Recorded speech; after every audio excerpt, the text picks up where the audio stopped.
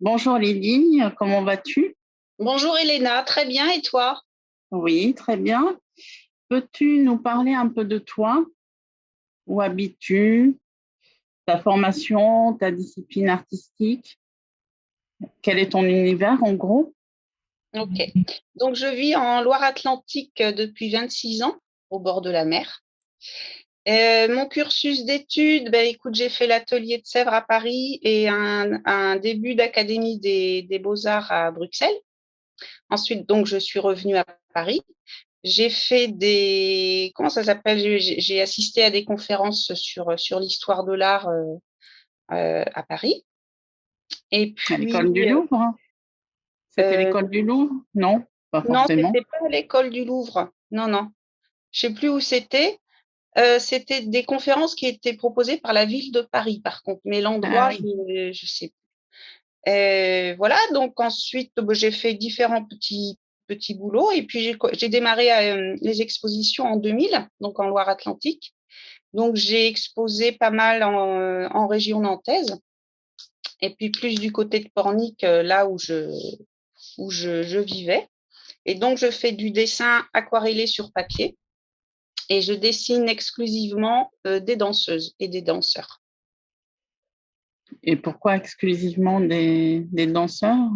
Parce que c'est ce qui me plaît. Oui, J'ai pas envie de faire autre chose. mais il y avait un sens peut-être, tu faisais de la danse au départ. Oui, oui, bien sûr, j'en ai fait très très tôt. C'est quelque chose qui me passionne. Ouais, le mouvement du corps, bien sûr, c'est ce qui m'intéresse. Mm. Donc c'est essentiellement du dessin. Oui, oui, oui. Et là, tu fais des expositions en ce moment ou Alors en comment ce ça moment, se passe? ouais, c'est compliqué en ce moment. Enfin, disons que ça l'a toujours plus ou moins été. On a beaucoup de Mhm. mal à trouver des lieux d'exposition. Les lieux d'exposition sont fréquemment payants, donc ça pose déjà un problème aux artistes, y compris les salles municipales. Même si elles sont municipales, elles sont malgré tout payantes pour les artistes. Si tu fais pas partie d'une association locale, Oui. tu es obligé de payer. Voilà. À partir du moment où tu fais partie d'une association locale, ce qui n'est pas toujours simple non plus, ben là, évidemment, les salles municipales sont à disposition gratuitement. Voilà. Ensuite, on a les salons. Les salons, Mhm. c'est très, très cher. Il faut se déplacer, il faut se payer un hébergement sur place. Enfin, tu vois quoi, c'est tout un truc. Ouais, et puis des fois, les salons, il faut en faire plusieurs. C'est pas la première fois quand tu fais un salon que Ouais, ça ouais, marche forcément. Donc, voilà. Ouais. et au niveau des galeries, comment ça se passe? Alors, les galeries ont, depuis très, très longtemps, été extrêmement frileuses et ne voulaient pas exposer du papier parce que ça ne se vendait pas assez cher. Et c'est Mhm. vrai que là, on assiste un petit peu à un petit changement, en tout cas à Paris, surtout. C'est vrai que ça démarre à Paris, puis après, ça arrive dans les régions. Les galeries prennent à nouveau du dessin, donc sur papier, et quelle que soit la technique. Mais Et c'est est-ce pas que tu... partout. Ah oui, c'est ça. Mm. Et est-ce que tu développes sur des réseaux sociaux ou J'ai un sur... site internet, c'est tout. Donc, en fait, pour voir ce que tu fais, tu as une vitrine sur le web avec ton site. Oui, voilà, c'est ça. Je fais un petit peu Instagram à présent aussi. Mhm. C'est un bon réseau pour tout ce qui est visuel. Instagram, c'est bien pour ça, je trouve. Mm. Et est-ce que tu penses, parce que c'est assez cloisonné tout ça, donc finalement, est-ce que tu penses qu'il n'y aurait pas d'autres choses à créer pour insuffler une autre dynamique Du réseau entre nous, du entre réseau? artistes. Ouais. Donc la force du collectif et la force d'être à plusieurs pour pouvoir... Je pense que ça peut vraiment beaucoup aider. Ouais. Ouais. et tu es engagé dans des associations, collectifs, syndicats ou autres? Alors, j'ai été engagée pendant 12 ans à la Maison des artistes. J'ai démarré en montant une commission pour faire de la prévention auprès des artistes, parce qu'au moment de la crise de 2008, il y a eu tout un fléau d'arnaques en tout genre. pour Mhm. soutirer de l'argent aux artistes, bien entendu, et donc à plusieurs, donc, et à distance. On était quelques-uns, on était un petit peu de partout en France, en fait. Donc, Facebook n'existait pas. On n'était pas encore sur les réseaux sociaux, on était sur des forums. Ça Ah oui, fonctionnait c'est quand même. différent. C'était moins Mhm. accessible, hein, et c'était un petit côté privé. Contrairement aux réseaux sociaux aujourd'hui, et puis de fil en aiguille, ça s'est propagé sur les réseaux sociaux. Du coup, maintenant, il y a beaucoup de petits groupes sur Facebook, par exemple, et c'est très, très bien, qui dénoncent ou qui témoignent de bons plans, comme on appelle ça, des mauvais plans, etc. Ensuite, parallèlement, je me suis intéressée à l'histoire des femmes artistes, et leurs conditions d'exercice dans le passé et aujourd'hui. Je me suis occupée également de la commission d'aide sociale. L'aide sociale, eh ben, elle venait en aide aux artistes les plus défavorisés.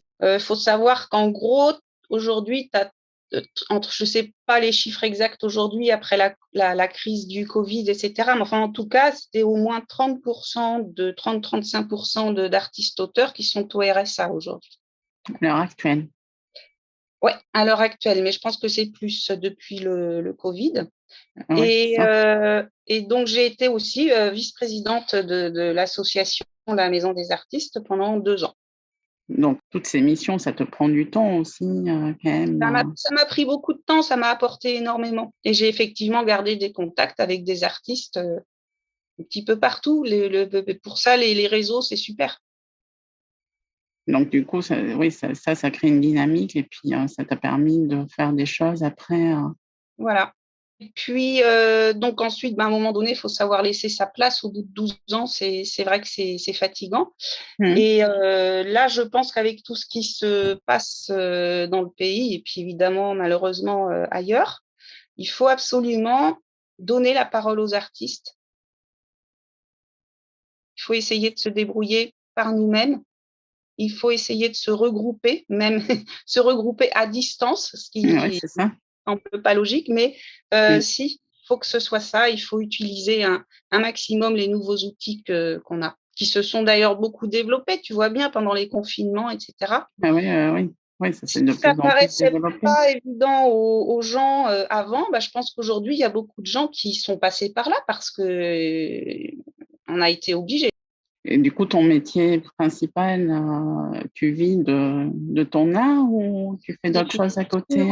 Oui, oui, je donne des cours de dessin, des cours individuels. Donc, ça permet de continuer après à côté.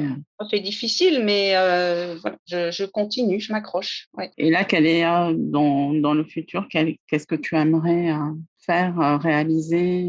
Quels sont tes Monter, objectifs? ouais, bah, monter ce réseau et puis essayer de continuer à exposer, mais je te dis toujours avec les mêmes difficultés.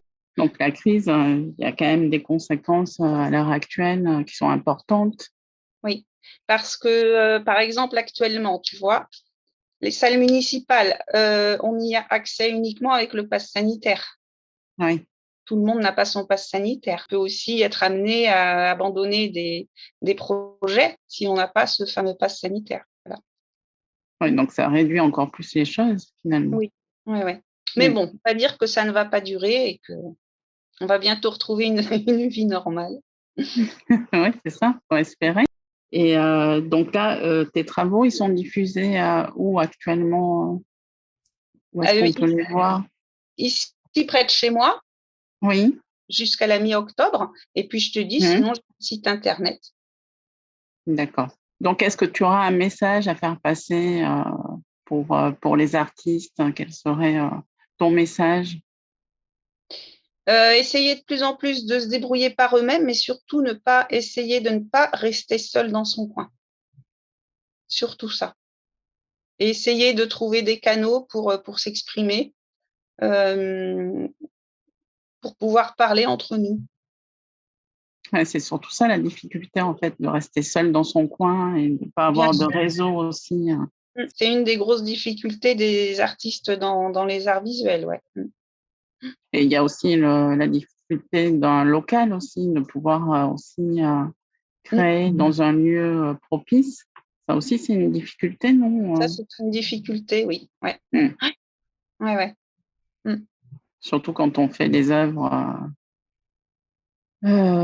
assez conséquentes, hein, enfin, Mm. pour ranger, Mais pour la c'est vrai que peinture. les villes mettent de moins en moins d'ateliers à disposition des artistes. Je dirais que ça fait presque partie du passé. Il y a Mm. encore quelques ateliers d'artistes occupés par des artistes à Paris. Je sais qu'ici, à Nantes, on a énormément d'artistes, beaucoup, beaucoup, beaucoup. Et la ville de Nantes n'a plus, quasiment plus, d'ateliers à disposition. Ça, Donc, c'est ouais, en c'est fait, peut dans ton idée de se regrouper, ça pourrait être aussi pour avoir des locaux, se regrouper enfin, une sorte de communauté. Ouais, c'est ça. Mm. Mm. Ici, par exemple, on a démarré en association. On est 25 créateurs, artistes, artisans d'art. Tu vois, Mm. on ouvre l'éventail, vraiment.